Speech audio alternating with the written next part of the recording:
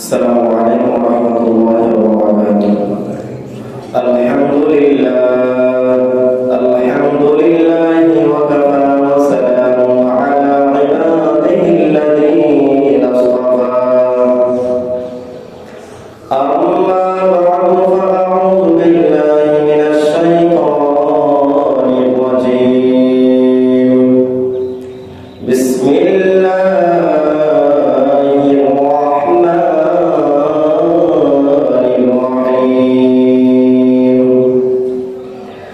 يا أيها الذين آمنوا كتب عليكم الصيام كما كتب على الذين من قبلكم لعلكم تتقون. صدق الله العظيم. شكرا محمد الشفيع رسول الله. اللهم صل على محمد وعلى آل محمد كما صليت على إبراهيم وعلى آل إبراهيم إنك حميد مجيد. اللهم بارك على محمد وعلى آل محمد كما باركت على إبراهيم وعلى آل إبراهيم إنك حميد مجيد. الحمد لله.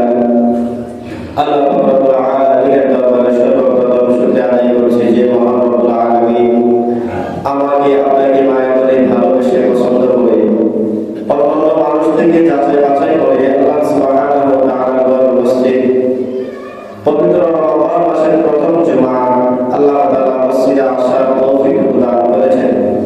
এজন্য মহান রব্বুল আলামিনের দরবারে দিল থেকে কালিমাতুল শুকর আদায় করছি। শুকর করুন আলহামদুলিল্লাহ।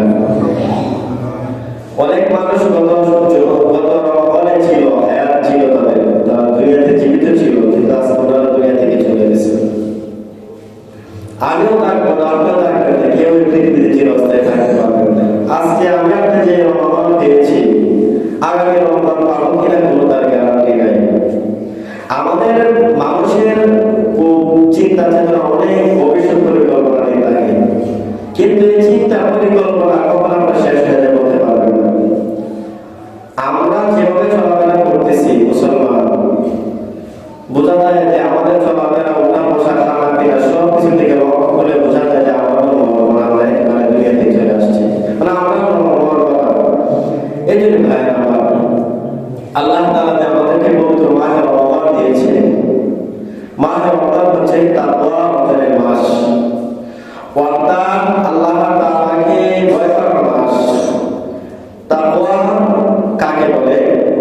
এই রমজান মাসটা হচ্ছে তাকওয়া চর্চার মাস। তাকওয়া শব্দের অর্থ হচ্ছে আল্লাহর ভয়।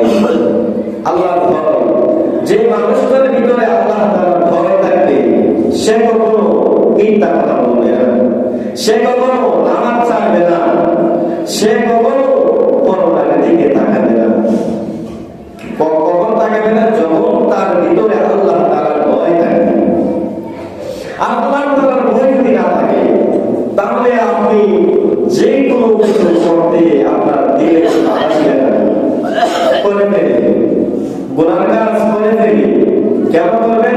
আপনার ভিতরে আল্লাহর ভয় নাই। এই জন্য পবিত্র মাহে রমজান আল্লাহ তাআলা দিয়েছেন গুনাহ মাফ করার জন্য। আর যে ব্যক্তি পবিত্র মাহে রমজান পেল আর তার গুনাহকে মাফ করাইতে পারল না, তার যে হতভাগা কেউ নেই, তার যে হতভাগা কেউ নেই।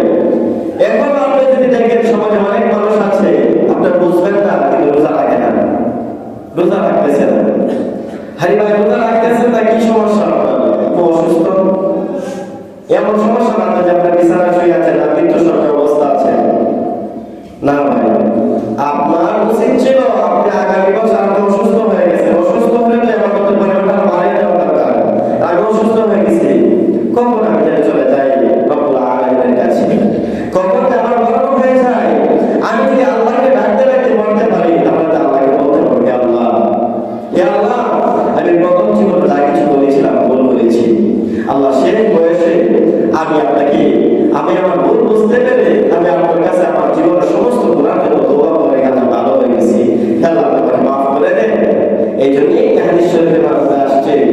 শেষ বেলাটা সব ভালোটা, শেষ বেলাটা শেষ বেলাটা। আপনি কেউ আপনাকে গ্যারান্টি দিয়ে বলতে পারবো না যে আমি নামাজ রোজা হওয়ার জায়গা সবকিছু করতেছি, শেষ পর্যন্ত আমি করতে পারবো কোনো গ্যারান্টি নাই ভাই। অনেক মানুষ আছে দেখবেন প্রথম জীবনে আমার সবকিছু ভালো ছিল, কিন্তু বৃদ্ধ বয়স হইলে ভাই অনেক সময় মাথার মধ্যে সমস্যা হয়, এটা স্বাভাবিক। মাথার সমস্যা, মাথা কাজ করবে না। নামাজ দেখবেন পড়তে আসছেন, 2 রাকাতের জায়গায় 5 রাকাত করে ফেলবেন, রুকু করেন না, সিজদা করেন না, এমন হয়ে যাবে স্বাভাবিক। স্বাভাবিক কিনা ভাই? এই জন্য ভাইরা আমার, রমজান মাস হচ্ছে তাকওয়া অর্জনের মাস, রমজান হচ্ছে তাকওয়া চর্চার মাস। আল্লাহ তাআলার কাছে সবচেয়ে মর্যাদাবান হচ্ছে ওই ব্যক্তি যে বেশি তাকওয়াবান। সুবহানাল্লাহ।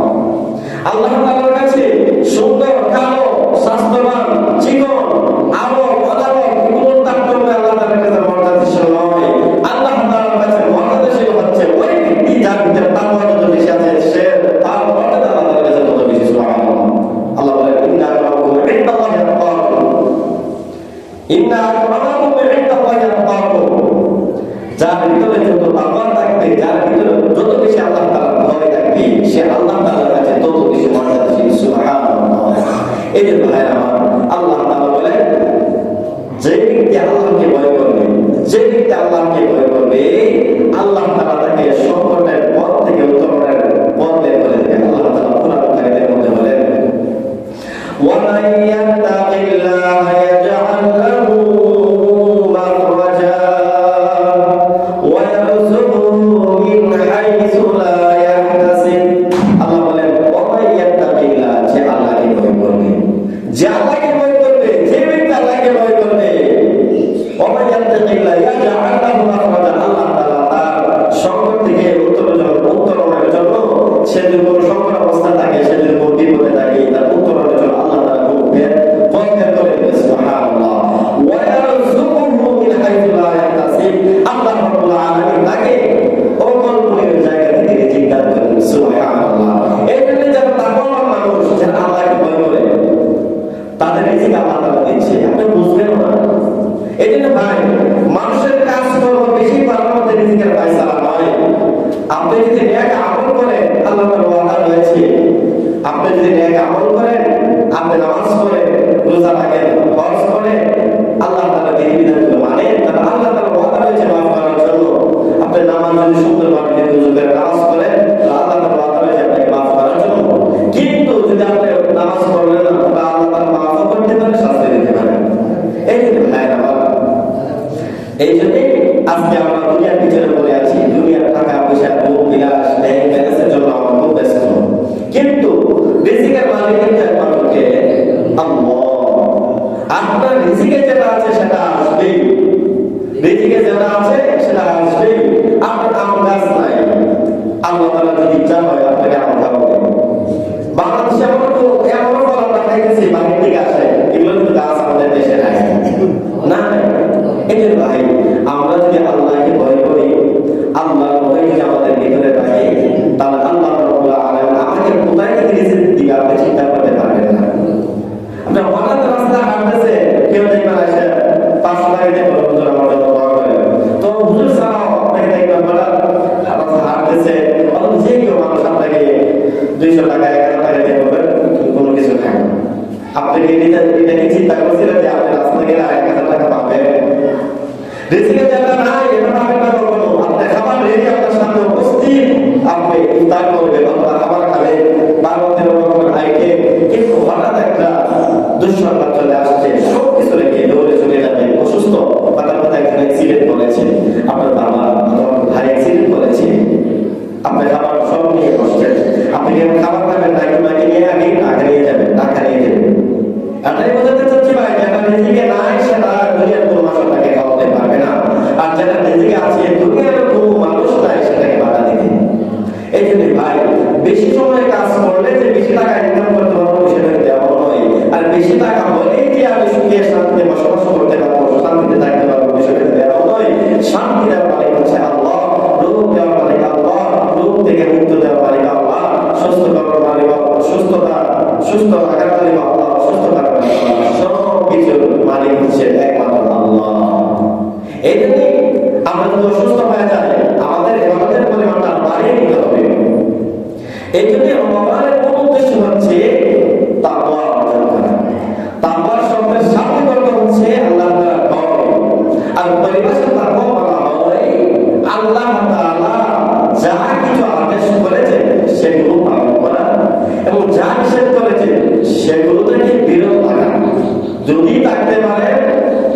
মুত্তাকিন হতে পারবেন। আর মুত্তাকিনদের জন্য রয়েছে জান্নাত। সুবহানাল্লাহ।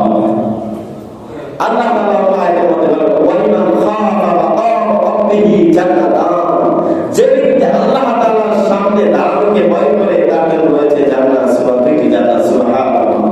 যে ব্যক্তি আল্লাহ তাআলার সামনে দাঁড়ানোকে আল্লাহ তাআলার সামনে দাঁড়াতে হবে এই ভয়টা যদি তার ভিতরে থাকে, সে কখনো রোজা ভাঙবে না, সে কখনো নামাজ ছাড়বে না, সে কখনো মিথ্যা কথা বলবে না, সে কখনো সুদ খাবেও না, সুদ দিবেও না। কেন দিবেন না? কেন সুদ খাবেন? আল্লাহ তাআলার সামনে দাঁড়াতে হবে। আমি মিথ্যা কথা যদি বলি আল্লাহর সামনে দাঁড়াতে হবে, এই ভয়টা থাকলে কখনো এই গুনার কাজ হবে না। এই জন্য মুত্তাকি বলা হয় তাকে যার যে আল্লাহ তাআলার আদেশগুলো মানে, আল্লাহ আদেশ করেছে নামাজ পড়ার জন্য নামাজ পড়ে, আল্লাহ আদেশ করেছে রোজা রাখার জন্য রোজা রাখে, আল্লাহ বলছেন তুই গুনার কাজ করিও না, গুনার কাজ থেকে সে বিরত থাকে, তাহলে সে মুত্তাকি। মুত্তাকির মধ্যে বলে এই গুণগুলো অর্জন করতে হবে ভাই। আল্লাহর আদেশগুলো মানতে হবে এবং যত নিষেধ আছে সেগুলো থেকে বিরত থাকতে হবে। আর আমরা কি করি? আমরা ইসলামের বিধিবিধান যেগুলো আল্লাহ তাআলা দিয়েছেন, যেটা ভালো লাগে করি, ভালো লাগে না করতেছি না, মানে নিজের সাথে মিলাই দিছি যে মন চাইলে আমি নামাজ পড়বো, নামাজ মন চাইলে আমি রোজা রাখবো না, এটা রাখবো না। তাহলে ইসলামকে পরিপূর্ণভাবে মানতে হবে। ইসলামকে পরিপূর্ণভাবে মানতে হবে। একটা মানলাম আর একটা মানলাম না, একটা গুনাহ ছাড়লাম আর একটা ছাড়লাম না, বিষয়টা এমন নয়। যত গুনার কাজ আছে ছেড়ে দিতে হবে। গুনার মধ্যে শান্তি নাই, গুনার মধ্যে শুধু রয়েছে অশান্তি। এই যে ভাই আমার রমজান রোজা রাখলে আল্লাহ তাআলা কি পুরস্কার দিবেন? রোজা পাচ্ছে আল্লাহ রাসূল সাল্লাল্লাহু আলাইহি ওয়াসাল্লাম বলেছেন মান সামা রমাদান ওয়া ইহতিসাবান মান সামা রমাদান ঈমানান ওয়া ইহতিসাবান গুফিরা লাহু মা তাকাদ্দামা মিন যামবি। যে ব্যক্তি ঈমানের সাথে মাহে রমাদান রোজা করে রাখবে আল্লাহ তাআলা তার পিছনের সমস্ত গুনাহ মাফ করে দিবেন। সুবহানাল্লাহ। সুবহানাল্লাহ। হাদিসের মধ্যে আছে আসর জুন্নাহ, রোজা মানে কাজ শুরু। সুবহানাল্লাহ। রোজা মানে কি? কাজ শুরু। এই যে ভাই আমার রোজা রমজানে রোজা রাখার কারণে মানুষের যে মুখের মধ্যে না খাওয়ার যে দুর্গন্ধ হয়, সেই দুর্গন্ধটা আল্লাহ তাআলার কাছে বেশি আদরে চলে দিয়ে। সুবহানাল্লাহ। এই যে ভাই আমার রোজা একমাত্র আল্লাহ তাআলাকে সন্তুষ্টি করার জন্য, কোনো মানুষকে দেখানোর জন্য নয়। কারণ মানুষ কি আমাকে বলবে? মানুষের এই বলবে যে বেরোজগার, এটা তো লাভ কিছু বলবে না। আগে যদি খাবার খাই অথবা আমি সিগারেট খাইতেছি, রাস্তাঘাটে চা খাইতেছি, আমাকে একটু বলবে যে বেরোজগার, এর বেশি না কিছু বলবে না। কিন্তু ভাই এই মানুষের বলা না বলা আপনার কিছু আসা যায় না। কিন্তু আপনার ভিতরে যদি আল্লাহ তাআলার ভয় থাকতো, রাসূলের ভালোবাসা থাকতো, ইসলামের প্রতি ভালোবাসা থাকতো, তাহলে আপনি রোজা ছাড়তেন না। আমাদের ভিতরে আল্লাহর ভয় নাই, না ভয় থাকার কারণে আমরা নামাজ আযান হয়ে গেলে নামাজে আসতে পারি না। আযান হয়ে গেলে আমাদের কাজকর্ম আরো বেড়ে যায়। রমজান মাস আসছে, এটাকে আমরা গুরুত্ব দেই না। সাহাবায়ে কেরাম থেকে ধরে এই পর্যন্ত সবে সালেহিন আইমে মুস্তাদিন গোসল আউলিয়া কেরাম তারা রমজানকে খুব গুরুত্ব দিতেন। রমজানকে একটা সময়কে খুব মূল্যায়ন করতেন। আর আমরা যদি মূল্যায়ন না দিই, শুধু আমরা বলি আজকে 2 রোজা গেছে, আর রোজা আছে 28 রোজা, আর কখন শেষ হবে এগুলো না। আরে ভাই রমজান আল্লাহ তাআলা দিয়েছেন জান্নাত কামানোর জন্য। রমজান আল্লাহ তাআলা দিয়েছেন আপনি এক মাস যত গুনাহ করেছেন গুনাহগুলোকে মাফ করার জন্য আল্লাহ তাআলা রমজান দিয়েছেন। সুবহানাল্লাহ। এবং এই জন্য ভাই আমার রোজা যদি কেউ না থাকে তাহলে তার কঠোর শাস্তি হচ্ছে একটা রোজা ভাঙলে 60টা রোজা রাখতে হবে। একটা রোজা যদি ভাঙিয়ে দিও ইচ্ছাকৃত ভাবে তাহলে 60টা রোজা রাখতে হবে লাগাতার। 60টা রাখার পরে যদি অসুবিধার কারণে রোজা না রাখতে পারে আবার প্রথম থেকে রাখতে হবে 60টা রোজা। তাহলে কতটুকু ভয়াবহ শাস্তি, কতটুকু ইচ্ছাকৃত ভাবে যদি কেউ রোজা ভাঙে। আর যাদের রোজা না রাখার সুযোগ আছে, শরীয়তের বিধান, ইসলামের প্রত্যেকটা বিধান আল্লাহ তাআলা মানুষের চাপাই দেয় না। মানুষের সব দিকে লক্ষ্য করে ইসলামের বিধিবিধান বলে দেওয়া হয়েছে। যাদের জন্য রোজা না রাখার সুযোগ আছে, মুসাফির ব্যক্তি, অসুস্থ ব্যক্তি, মুসাফির মানুষ সফরে বের হয়েছে, সে যদি রোজা না রাখে কোনো অসুবিধা নাই, পরবর্তীতে সে যতটা রোজা মানে রাখে না ততটা রোজা রেখে ফেলবে। একটা রোজার জন্য একটা রোজা না রাখার সুযোগ আছে, রাখলে কোনো অসুবিধা নাই। যদি কেউ কোনো মুসাফির ব্যক্তি অথবা কোনো অসুস্থ ব্যক্তি রোজা না রাখার সুযোগ আছে, কিন্তু সে যদি রোজা রাখে নেকি হবে, ঠিক আছে, কোনো অসুবিধা কিন্তু রোজা একবার মাফ না, মুসাফিরের জন্য অথবা সুস্থ ব্যক্তির জন্য একবার রোজা মাফ না, কিন্তু না রাখার সুযোগ আছে, কিন্তু পরবর্তীতে রাখতে হবে, পরবর্তীতে রাখতে হবে। 2 নম্বর হচ্ছে গর্ভবতী মহিলা অথবা যে মহিলা দুধ পান করে বাচ্চাকে, যদি গর্ভবতী মহিলাকে ডাক্তারে বলে যে রোজা রাখার কারণে আপনার বাচ্চার কোনো সমস্যা হবে, অথবা দুধ পান করে গেছে যে মহিলা, সেই মহিলা দুধ পান করে না করে যদি কোনো অসুবিধা হয় বাচ্চা, আশঙ্কা কোনো কিছু হবে, তাহলে রোজা না রাখার সুযোগ আছে, পরবর্তীতে রোজাগুলি রেখে ফেলবে। এটা না যে ইচ্ছাকৃত ভাবে যে বাচ্চা আসলে দেখবেন রোজা রাখলে কোনো অসুবিধা হয় না, অনেক মহিলা মনে করতে পারে যে রোজা রাখলে দুধের বাচ্চা দুধ পাবে না, আল্লাহ তাআলা ব্যবস্থা করে দেবে, দুধ দেওয়ার পানি তো আমি না পাই, নিজেকে ব্যবস্থা আল্লাহ তাআলা করে দেবে, কোনো অসুবিধা হবে না। আমরা অনেক মনে করতে পারি যে রোজা রাখলে বাচ্চা দুধ পাবে না, এটা ভুল কথা। বাচ্চা দেখবে তৃপ্তি সহকারে খেতে পারবে, আল্লাহ তাআলা বরকত দিয়ে দিবে, সুবহানাল্লাহ। এই জন্য ভাই আমার ওই দুর্বল ব্যক্তি যদি হয়, একবারে দুর্বল, একবারে হাঁটতে পারে, চলতে পারে, কিছু করতে পারে, ওই ব্যক্তির জন্য রোজা রাখার সুযোগ আছে, পরবর্তী সুস্থ হয়ে রোজা রাখতে হবে।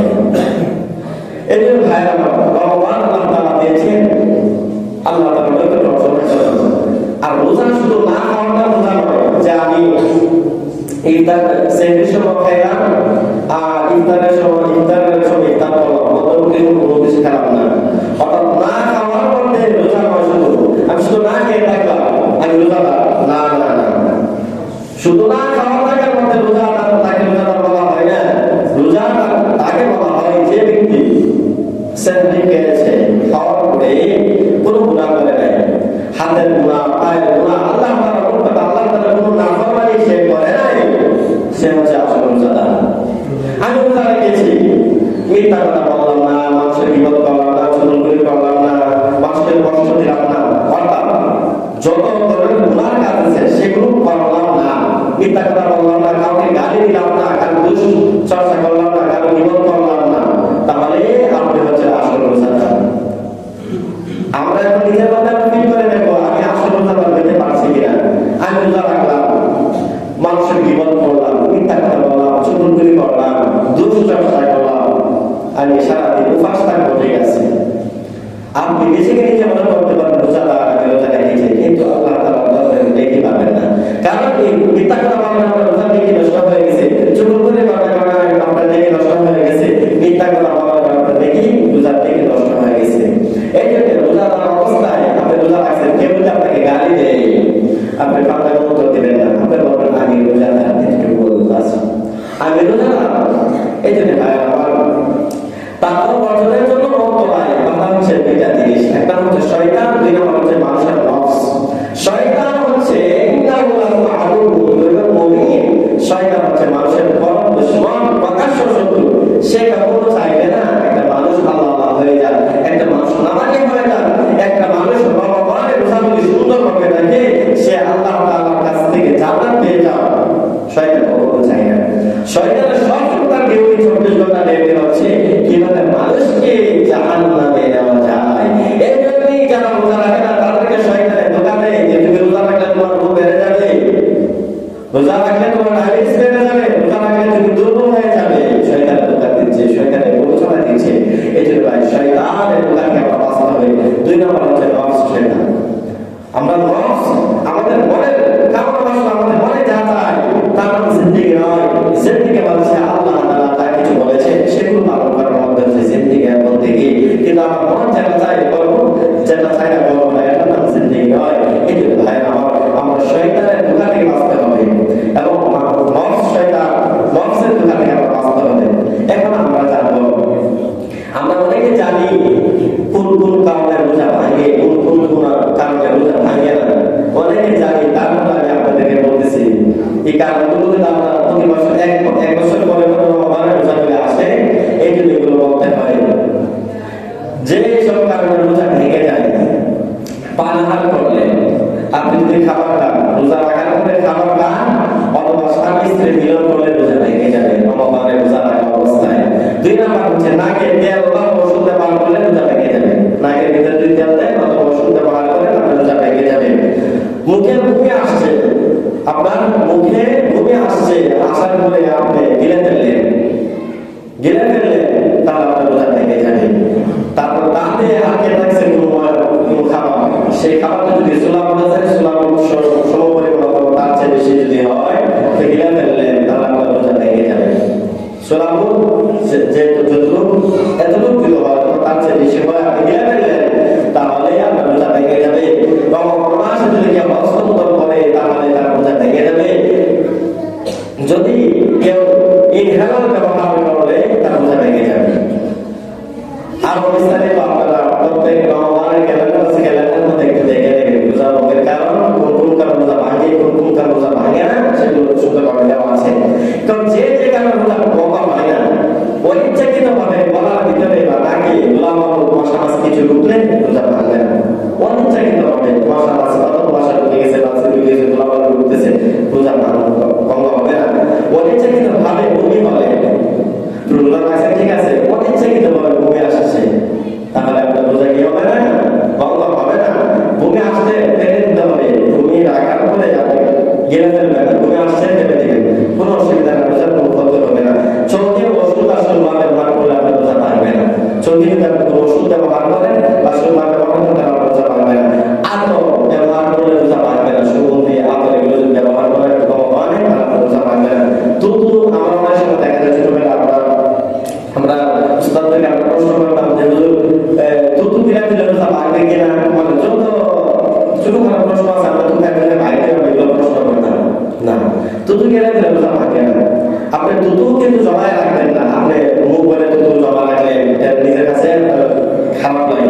এই যে তুতু যদি কেউ গিলে ফেলে তাহলে তার রোজা ভাঙবে না। তেল ব্যবহার করলে রোজা ভাঙবে না। স্বপ্ন দোষ যদি হয় তার রোজা ভাঙবে না।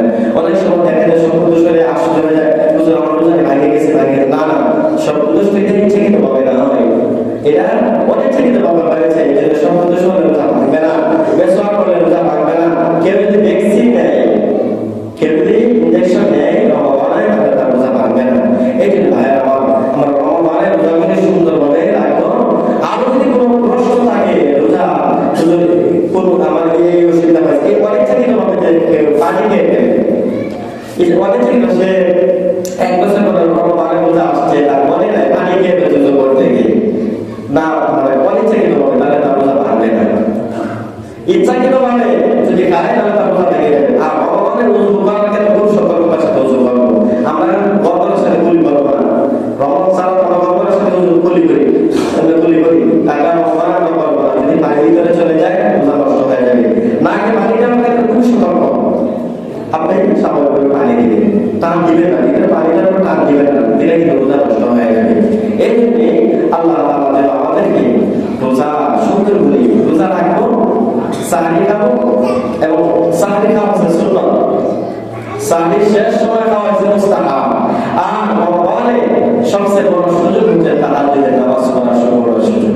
রমজান ছাড়া কিন্তু আমরা উঠতে পারি না তাহাজ্জুদের জন্য, কিন্তু যত ওলি আউলিয়া তারা যত মর্যাদাশীল হয়েছে, কেউ তাহাজ্জুদ ছাড়া হয় নাই, তাহাজ্জুদের মাধ্যমে আল্লাহ তাআলার কাছে মর্যাদাশীল হয়েছে। সুবহানাল্লাহ। এদের এমন কোনো ওলি নাই, হকদার ওলি নাই যারা তাহাজ্জুদ পড়ে নাই, তাহাজ্জুদের মাধ্যমে আল্লাহ তাআলার কাছে প্রিয় হওয়া যায়। এই জন্য ভাইরা আমরা তাহাজ্জুদের নামাজ পড়ব, 4 রাকাত 6 রাকাত 8 রাকাত 10 রাকাত তাহাজ্জুদের নামাজ পড়ব, কোরআন তেলাওয়াত করব, জিকির আজকার করব। আর ইফতারের আগ পর্যন্ত সময়টাকে আমরা খুব মূল্যায়ন করব। ইফতারের আগ পর্যন্ত সময় আমরা ইফতার নিয়ে ব্যস্ত থাকবো না। আপনার ওয়ানকে লাগাই দিলেন আসরের পর থেকে আলোচনা বেগুন বানানোর জন্য, বানাইতে বানাইতে একবার ইফতারের সময় হয়ে গেছে, এখন সবগুলো প্রস্তুত হইতেছে না ভাই, না। ইফতারে আপনি কি ব্যাপারে খাইলে তাহলে সারা 1 বছর ধরে আল্লাহ তাআলা আপনাকে রোজা দিয়েছে, ক্ষুধা থাকার কারণে যে আপনার একটা অনুভূতি আসবে যে গরিবরা যে তারা খাবার খাবার পায় না, তারা কি কষ্ট করে, সে অনুভূতিটা তো আসবে না। আপনার সেহরির সময় খাইলেন, অনেক ভালো ভালো উন্নত মানের খাবার খাইলেন, আপনি ইফতার করলেন 12-14 আইটেম, ইফতার খেতে খেতে এশার নামাজের সময় হয়ে গেছে, মাগরিব নামাজ আসলেন না, আপনারা যুক্তি দিলেন ইফতারি করার মধ্যে কি রয়েছে, খাইলেন বলে এশার নামাজের সময় হয়ে গেছে, আপনি এত খাবার খাইলেন না। যত কম খাবার খাবেন তত আপনার